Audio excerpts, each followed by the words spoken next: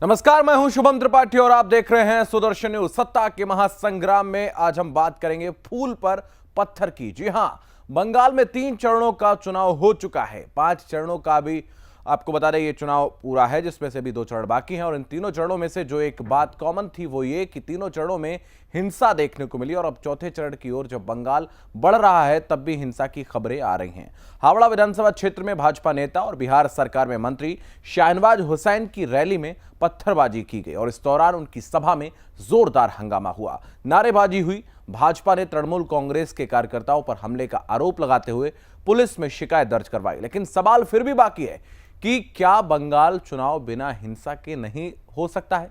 सवाल यह भी है कि तृणमूल कांग्रेस के कार्यकर्ताओं पर लगातार हिंसा आखिर वो क्यों कर रहे हैं। क्या बीजेपी का यह दावा सही है कि टीएमसी दिखती हुई हार की हताशा में यह सब कर रही है।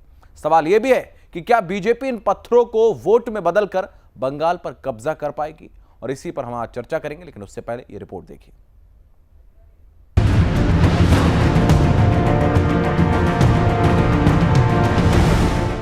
बंगाल की लड़ाई में हर दिन युद्ध हो रहा है। भाषण में भाषाई चातुर्य का युद्ध पीएम मोदी की रैली में देखने को मिलता है, लेकिन दूसरी तरफ ममता बनर्जी और टीएमसी के कार्यकर्ताओं की तरफ से लगातार ईंट, डंडा, पत्थर, बम, पिस्तौल, लाठी, फायरिंग के युद्ध की खबरें आती हैं। अब भाजपा नेता और बिहार सरकार में मंत्री शाहनवाज हुसैन की रैली पर पत्थरबाजी हुई। भाजपा ने पत्थरबाजी का आरोप टीएमसी के गुंडों पर लगाया। शाहनवाज हुसैन हावड़ा उत्तर विधानसभा क्षेत्र के मुजफ्फर चौक पर जनसभा को संबोधित कर रहे थे। ये जनसभा भाजपा प्रत्याशी उमेश राय के समर्थन में हो रही थी। मंच पर शाहनवाज हुसैन बोल रहे थे, उसी वक्त सभा में हंगामा होने लगा। भीड़ में से लोग चिल्लाने लगे, नारेबाजी करने लगे, हौ हल्ला मच गया। शाहनवाज हुसैन ने आरोप लगाया है कि इस दौरान उनके ऊपर पत्थरबाजी भी हुई। इस दौरान मंच से शाहनवाज हुसैन ने कहा कि हम डरने वाले नहीं हैं। जिस दिन भाजपा में आए थे सिर पर कफन बांध कर आए थे। हम बीजेपी में जिस दिन आए थे 36 में सर पर कफन बांध कर आए थे। इस मामले को लेकर भाजपा ने गोलाबारी थाने में शिकायत दर्ज करवा दी। इसके बाद से लगातार सवाल खड़े हो रहे हैं कि Y+ CRPF cover Shahnawaz Hussain को पुलिस ने सुरक्षा प्रदान क्यों नहीं की। बंगाल चुनाव के तीनों चरणों में हिंसा की तस्वीरें हमने देखी हैं और अब शाहनवाज हुसैन पर पत्थरबाजी। ऐसे में सवाल यह भी है कि क्या बंगाल चुनाव बिना हिंसा के नहीं हो सकता है। Bureau report, Sudarshan news. तीसरे चरण की वोटिंग के दौरान का एक वीडियो सोशल मीडिया पर वायरल हो रहा है और इसमें तृणमूल कांग्रेस की प्रत्याशी सुजाता मंडल खेतों के रास्ते बचकर भागते हुए दिख रही हैं। दरअसल टीएमसी ने सुजाता मंडल को आरामबाग से उम्मीदवार बनाया है। जब वो वोटिंग के दिन एक गांव में पहुंची तो गांव वालों ने उन्हें दौड़ा दिया। हालांकि सुजाता मंडल ने आरोप लगाया कि उनके ऊपर बीजेपी कार्यकर्ताओं ने हमला किया है।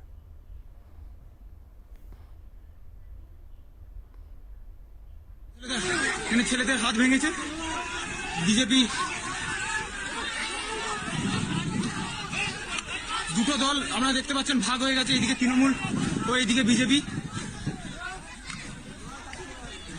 तो चर्चा के लिए हमारे साथ बीजेपी प्रवक्ता कालीचरण साहू जुड़ रहे हैं और तृणमूल कांग्रेस से हमारे साथ दयाशंकर सिंह जुड़ रहे हैं। आप दोनों का बहुत स्वागत है। दयाशंकर जी, आपके पास आऊंगा। इस वक्त 3 चरणों के मतदान के बाद क्या कुछ स्थितियां आपको नजर आ रही हैं?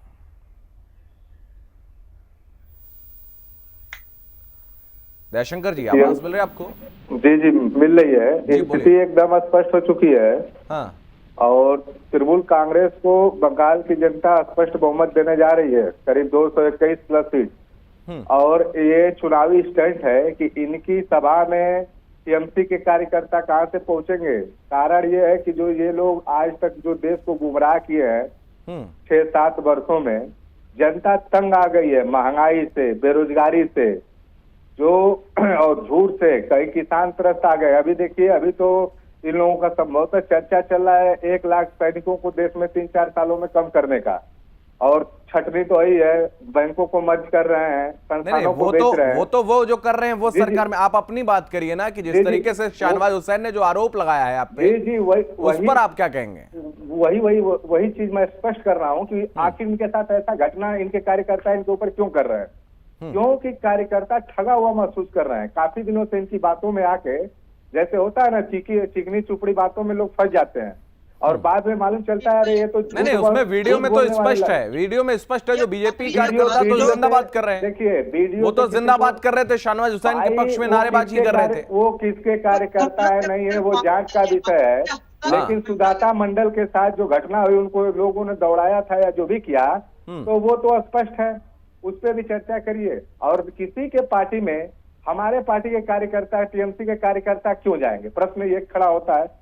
ये दूसरे पार्टी के कार्य या किसी अन्य पार्टी के कार्यकर्ता क्यों जाएंगे, फॉलोअर ही जाते हैं ना। अगर वो मंच नहीं, उस सभा को रोकने के लिए जाएंगे ना। नहीं ये चीजें तो नहीं होती है, किसी भी बड़े लीडरों की सभा होती है तो ये सोचने की विषय है, ऐसा नहीं होता है। कालीचरण जी क्या कहेंगे इस पर?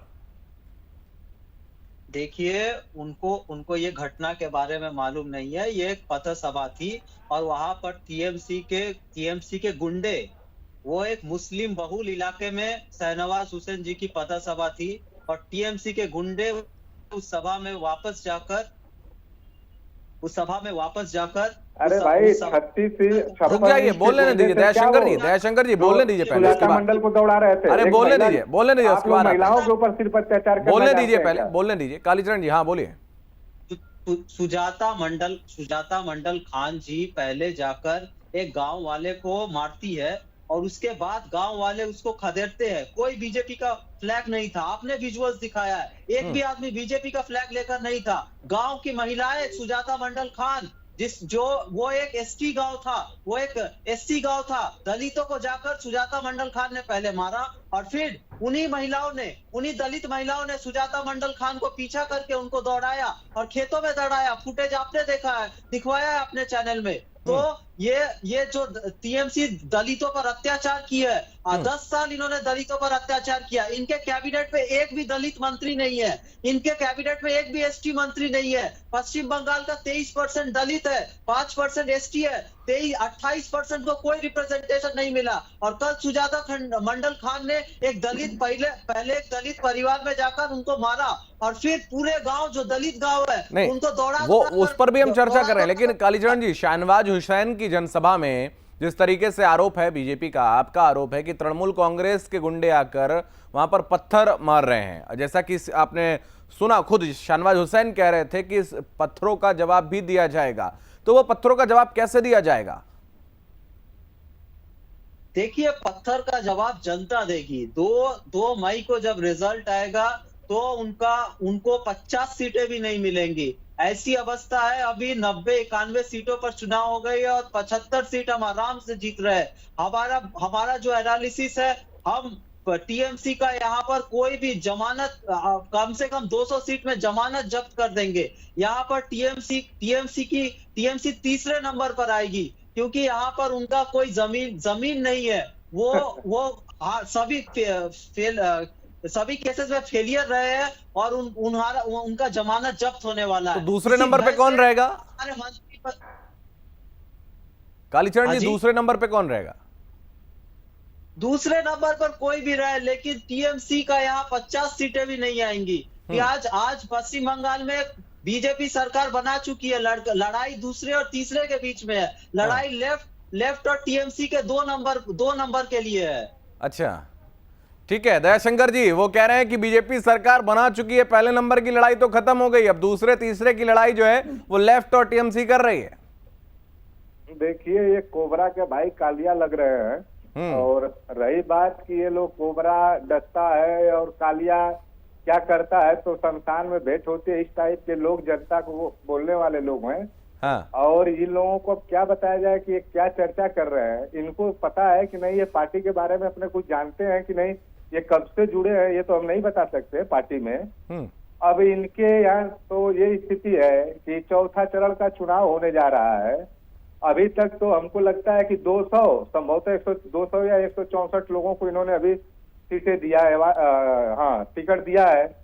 लेकिन ये देखिए, आप क्या देख रहे हैं कि कितना। और सुनिए, इनके यहाँ तो कैंडिडेट कुछ को टिकट लेने वाले नहीं है, लेने के बाद वापस कर देते हैं और इनके सांसदों को लड़ना पड़ रहा है। अब दिन ये देखिए, अब दिन आ गया कि माननीय सांसद को प्रधानमंत्री लड़ाना एक सुन स्ट्रेटेजी लीजिए है। कालीचरण जी, साहब आप सुन लीजिए हाँ, कालीचरण जी, ये सर्कस आपका सांसद को दुनिया लड़ाना देख एक रहा स्ट्रेटेजी है। होती है। ये देखिए ना, इतना रोचक चुनाव, इतना बढ़िया सर्कस, 6 साल से जो सर्कस देश भर में घूम घूम कर आप लोग दिखा रहे हैं, ये सर्कस आपकी जबान से कि कौन पार्टी तीसरे पे दूसरे पे जाएगी, तो ये सर्कस का नतीजा है कि आपके सांसदों को, कैबिनेट मंत्रियों को लड़ना पड़ रहा है। और अगली कुछ सीटें बची है, उनमें माननीय प्रधानमंत्री जी बहुत मेहनत कर रहे हैं, परमानेंट दौड़ रहे हैं, उनका भी कहीं ना कहीं इलाज कर दीजिए आप लोग। टिकट गृह मंत्री जी का, 2-4 सीएम महोदय लोग का भी टिकट दे दीजिएगा, तो शायद 10-20 सीटें आप लोग जीत जाएं। जवाब दीजिए कालीचरण जी इस पे। वो कह रहे हैं कि आपके सांसदों को, बड़े बड़े नेताओं को जो है चुनाव लड़ना पड़ रहा है और आगामी जो चरण बाकी हैं उनमें से हो सकता है प्रधानमंत्री और गृह मंत्री को, हालांकि ये व्यंग है, इनका क्या है, इसका जवाब आप ही दीजिए। देखिए, टीएमसी की ये परिस्थिति है कि आज उनके 40 विधायक उनको छोड़कर चले गए। वो सिटिंग विधायक, सिटिंग मंत्री उनके पार्टी से छोड़कर बीजेपी ज्वाइन कर ले रहे हैं। और ये इलेक्शन, ये पूरे 2019 के बाद से और 2019 के पहले से लाखों के तादाद में कार्यकर्ता बीजेपी ज्वाइन कर चुके हैं। वो मेरे पार्टी में मेरा पद पूछ रहे, मेरा कद पूछ रहे थे। मैं पार्टी में ज्वाइनिंग, हर एक ज्वाइनिंग मैं करवाता हूँ, मेरे तत्वावधान में होती है। और मैं मीडिया डिपार्टमेंट, मैं अभी भी प्रदेश कार्यालय से आपसे बात कर रहा हूँ और मीडिया डिपार्टमेंट चलाता हूँ। तो इनको ये इनका मतलब भ्रम है, जो पार्टी में कितने दिन से जुड़े हुए हैं, ये सब जो सवाल आपके चैनल पर कर रहे थे। अच्छी बातें बताएं, आप एक नेशनल चैनल पे, ऐसा मजाक टाइप का बात करेंगे, जुमला टाइप का तो बोलना पड़ेगा ना। नहीं, जवाब देने दीजिए, इनको बोलने दीजिए। बोलिए कालीचरण जी। नहीं, ये जो सवाल उठा है कि हमारे 4 सांसद, सपन दास गुप्ता, वो रिजाइन करके इलेक्शन लड़ रहे हैं, उनको पार्टी प्रोजेक्ट कर रही है। उसके बाद बाबुल सुप्रियो जी, जगन्नाथ सरकार नहीं, तो इसके पीछे की वजह वही तो जानना चाह रहे हैं, देश भी जानना चाहता है। वही मैं बता रहा हूँ। हाँ। एक पार्टी की एक स्ट्रेटेजी होती है, और पार्टी की स्ट्रेटेजी ये है। देखिए, ये निशित प्रामाणिक और लॉकेट चटर्जी जी तृणमूल से आए हुए, और ये यहाँ पर राजनीति करने के लिए इच्छुक थे। पार्टी ने उनको लोकसभा टिकट दिया, लोकसभा टिकट में इन्होंने जीत कराया। लेकिन अभी हमारे प्रदेश चलाने के लिए ऐसे लोग चाहिए जो कि सरकार को चला सके। और पार्टी ये जो जब जीतेंगे तो ये सीटें खाली होंगे, और पार्टी और भी ज्यादा मतों के साथ वो सीटें जीतेंगी। कोच बिहार, रानाघाट, हुगली, ये सब हमारा गढ़ है, और ये गढ़ से हम अपने एमपी को एक विधायक का चुनाव लड़वा रहे हैं। और इस लड़वाने के प्रति एक स्ट्रेटेजी होती है, और ये स्ट्रेटेजी तो हम टीवी पर बोलेंगे नहीं, लेकिन ये स्ट्रेटेजी पूरा इलाका को हमारा स्ट्रॉन्ग होल्ड बना देता है। एग्जांपल, कूच बिहार में दीनहाटा सीट पर हम निशित प्रामाणिक को लड़वा रहे हैं, उससे हमारा कूच बिहार में 9 में से 9 सीटें जीतेंगे। हुगली में लॉकेट चटर्जी को हम लड़वा रहे हैं, उससे क्या होगा, जिस तरीके से मोदी जी को वाराणसी से 2014 में लड़ाया गया, उसी स्ट्रेटेजी से हम अपने स्ट्रॉन्ग लीडर को उन सीटों पर स्ट्रेटेजिकली लड़वा रहे हैं, ताकि पूरा जिला हमारे कब्जे में रहे। ये टीएमसी को समझ में नहीं आएंगी, क्योंकि उनके तो इस बार इतने सारे प्रत्याशी चेंज करने पड़े, करीब 6 से 7 सीटों नहीं, जैसे जिनका जो आरोप है, इनका आरोप है कि आपको प्रत्याशी लड़ाने के लिए नहीं मिल रहे हैं, और जिनको आप टिकट दे रहे हैं वो भी आपकी टिकट को वापस कर रहे हैं। इसमें कितनी सत्यता है? नहीं, ये 2 सीटों पर हुई थी। वो भी कुछ मिसअंडरस्टैंडिंग के कारण वो पहले बोले थे कि वो लड़ेंगे, फिर वो मुकर गए। ऐसी बात नहीं है। 294 में से 2 सीटों को ये बढ़ा चढ़ाकर दिखा रहे हैं। इनके तो 6-7, ये पहले ये बताए कि 6-7 कैंडिडेट इनको चेंज करने पड़े क्यों? इनके हर एक जगह गोष्ठी द्वंद्व है, हर एक जगह इनका ग्रुपिज्म है, और एक आदमी को टिकट मिला तो आधा टीम काम नहीं कर रहा है। करीब टीएमसी के 70 सीटों पर टीएमसी के बागी नेता इंडिपेंडेंट लड़ रहे हैं। नंदीग्राम पर भी इनका इंडिपेंडेंट। बताइए दयाशंकर जी, आप वो दावा कर रहे हैं कि आपके 70 नेता कम से कम जो है वो निर्दलीय चुनाव लड़ रहे हैं, क्योंकि वो बागी हो चुके हैं। देखिए, 27 कैंडिडेटों का टिकट काटा गया था। ये पूछ रहे थे कि दलितों को कितने लोगों को आपने टिकट मंत्री बनाया या टिकट दिया, तो इनको एक बार फिर आपके चैनल के माध्यम से बता दूं, 79 जो थे एससी और एसटी को इस बार टिकट, इस बार का मैं बता रहा हूँ, पिछला वो रिकॉर्ड छोड़ दे, 50 महिलाओं को, 40 मुस्लिम बंधुओं को और बाकी सीटें जो है जनरल कैटेगरी में दी गई है। तो हमारे यहाँ टिकट का बंटवारा बड़ा ही क्लियर होता है और 27 जो लोगों का टिकट काटा गया है, जो दागी और बागी थे, कहीं ना कहीं वो पार्टी उनके ऊपर नजर बनाए हुई थी। कहीं ना कहीं से उनको जनता के बीच में जिस तरह से अपने पार्टी का रहा है तरीका कि कैसे कार्य करना है पार्टी के बीच में, कहीं ना कहीं जनता से शिकायतें मिल रही थी या कुछ उनको भी आभास था कि हमारे साथ हमारे टिकट कट सकते हैं। तो कोई भी व्यक्ति चुनाव में आम घटना होती है, हर एक स्टेट में देखने को मिल जाता है। तो कुछ मौका परस्त नेता जो होते हैं या कुछ दागी होते हैं जिनके ऊपर केस वोस चलते हैं और आम तरह के सीबीआई जांच भी कुछ लोगों के ऊपर चल रही थी, वो तो नाम भी बता देता हूँ, मुकुल राय जी रहे, इसके बाद शुभेंदु अधिकारी रहे, तो इस तरह के तमाम लोग रहे। तो वो दागी और भागी चले गए और इनके पास तो इतनी अच्छी मशीन है, ऐसा है कि ये पूरे देश में लेके घूमते हैं। महाराष्ट्र की घटना होगी, महाराष्ट्र की घटना थी, वो पवार साहब के एक भतीजे हुआ करते थे, वो एक दिन के लिए सीएम बने, जितने इनके ऊपर केस था उसको वापस किए, फिर पार्टी छोड़ दिए। और चौटाला जी इनको समर्थन देते हैं, सीएम नहीं डिप्टी सीएम बरी, हाँ डिप्टी सीएम बनते, अपने पिताजी को बरी कराते हैं। तो इस तरह की घटनाएं आम है। बीजेपी अब भ्रष्टाचार, कालीचरण जी वो कह रहे हैं सीधे तौर पे आरोप आपकी पार्टी के ऊपर है, आपके ऊपर आरोप है कि सीबीआई वाला जो मशीन है उसका यूज आप करते हैं चुनाव में, ये आरोप लगा रहे हैं दयाशंकर जी। नहीं, पहले मैं एक बात कह लूं, वो कह रहे हैं कि वो 68 लोगों को, जितने भी लोगों को SC ST टिकट दिए। देखिए वेस्ट बंगाल में 68 सीट रिजर्व है SC के लिए, तो वो तो टिकट उनको देना ही है।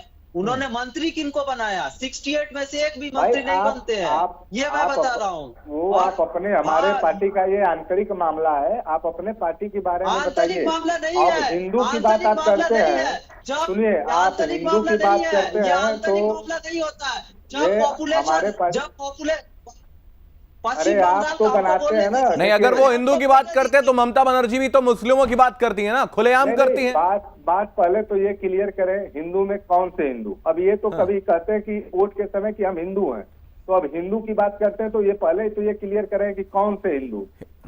नहीं, हिंदू 10-20 तरीके के हिंदू थोड़े ना होते हैं। अरे क्यों नहीं होते हैं? अभी तो ये बार बार कह रहे हैं। हम लोग देखिए माँ माटी मानुष की बात करते हैं अपने यहाँ, चाहे किसी भी धर्म का समुदाय का हो। अरे आप माँ दुर्गा की पूजा नहीं करने देते हैं, आप कैसे माँ की बात करते हैं? नहीं, ये आपके यहाँ तो दुर्गा पूजा के लिए भी कोर्ट जाना पड़ता है। बात नहीं है। देखिए दिलीप घोष जी, हाँ आपने याद दिला दिया, दिलीप घोष जी है, इनके पार्टी के प्रदेश अध्यक्ष हैं, वो तो माँ दुर्गा का सीधे अपमान करते हैं। वो कहते हैं कि दुर्गा कहाँ से आ जाती है। खैर इस पे मैं बात नहीं करना चाहता हूँ। कुछ देश के बारे में सोचे हैं कि इनके ऊपर खुद नहीं, आप क्यों उस पे बात करनी होगी आपको, उस पे चलिए। अगर आप ये आरोप लगा रहे हैं ना, आप दिलीप घोष पे ये आरोप लगा रहे हैं तो इसका जवाब ले रहे हैं, बीजेपी से जवाब ले। कालीचरण जी जवाब दीजिए। नहीं, देखिए ये जो बातें कर रहे थे, इसका कोई भित्ति नहीं है, इसका कोई मूल्यांकन नहीं है। ये हमारा साफ कहना है, यहाँ पर जो बाली चोरी हुई है, जो कोयला चोरी हुआ है, जो सैंड माफिया है, वाटर माफिया, टैंकर माफिया है, अभिषेक बनर्जी इनके नेता, इनकी पत्नी, ये जो सीबीआई की बात कर रहे हैं, इनके नेता इतने भ्रष्ट हो चुके हैं। हर एक बूथ से लेकर प्रदेश तक के हर एक नेता कट मनी के शिकार है। ये कट मनी इस बार इनको डुबो देगी। ये आम्फन को भी नहीं छोड़े। इस बार आम्फन आया तभी भी इन्होंने 1000 करोड़ सेंट्रल गवर्नमेंट से पैसा आया और वो उसको भी लूट कर खा गए। ये लूट के वजह से इनकी सरकार गिर जाएगी इस बार। और ये जो हर एक लेवल पर, पंचायत पर लेवल पर, आवास योजना पर, टॉयलेट, स्वच्छ भारत अभियान पर, इनफैक्ट जल जीवन मिशन पर, ये जिस तरीके से भ्रष्ट है इनकी पंचायत से लेकर विधायक, सांसद तक, उस भ्रष्टाचार के कारण इन पर इनकी सरकार चली जाएगी। और ये जो सीबीआई ईडी की बात कर रही है, सीबीआई ईडी क्यों नहीं लगाएंगे? इनके भ्रष्ट नेताओं पर सीबीआई ईडी जरूर लगेगा। और हम ये ठाट बाट के साथ कहते हैं, सीबीआई ईडी इन पर लगेगा और लगते रहेगा। नहीं बिल्कुल। दयाशंकर जी, मैं आपके पास आऊंगा। आपने आरोप लगाया कि सीबीआई का डर होता है इसीलिए बीजेपी में वो शामिल हो जाते हैं। भाई अगर आपने कुछ किया ही नहीं है तो आपके ऊपर कैसे सीबीआई का क्या खौफ आपको? अभिषेक बनर्जी आपके पार्टी के जो एक बड़े स्तंभ हैं, आपकी मुखिया हैं आपकी पार्टी के, उनके जो भतीजे हैं, उनको भी डर सता रहा है। आखिर जब हमने कुछ किया नहीं तो फिर किस चीज का डर? देखिए, अब इनको बता दें, जितने भी कोल संस्थान हैं वो केंद्र सरकार के अंतर्गत आते हैं। उसका रख रखाव, वहाँ पे चोरी हो रहा है, क्या हो रहा है, ये केंद्र सरकार की जिम्मेदारी होती है। अच्छा। और क्या ये लोग जिम्मेदारी को पूरी तरह से निर्वहन नहीं कर पा रहे हैं? केंद्र की जिम्मेदारी तो ये भी थी कि वो किसानों के खातों में पैसा भेजें, लेकिन आपने डेटा ही उपलब्ध नहीं करवाया तो वहां कहां से पैसा दे देंगे? देखिए, अब आगे का भी इस पे चर्चा हो जाए। चलिए ठीक है, ठीक है। बहुत धन्यवाद दयाशंकर जी आपका हमारे साथ जुड़ने के लिए। कालीचरण साहू बीजेपी से जुड़े थे, दयाशंकर सिंह हमारे साथ तृणमूल कांग्रेस से जुड़े थे। आप दोनों का बहुत धन्यवाद। सत्ता के महासंग्राम में आज फिलहाल इतना ही। आपको बता दें, इस वक्त पश्चिम बंगाल में तमाम राजनीतिक दल अपनी बिसातें बिछाने में शुरू हैं और 3 चरणों का चुनाव हो चुका है। बाकी 5 चरणों का चुनाव अभी बाकी है और उसके बाद यह तय हो जाएगा कि आने वाले 5 वर्ष के लिए पश्चिम बंगाल की सत्ता पर कौन काबिज रहेगा। लेकिन उससे पहले हर एक अपडेट, पल पल की अपडेट पश्चिम बंगाल से हम आप तक पहुंचाते रहेंगे। इस खास कार्यक्रम में फिलहाल इतना ही। जय हिंद।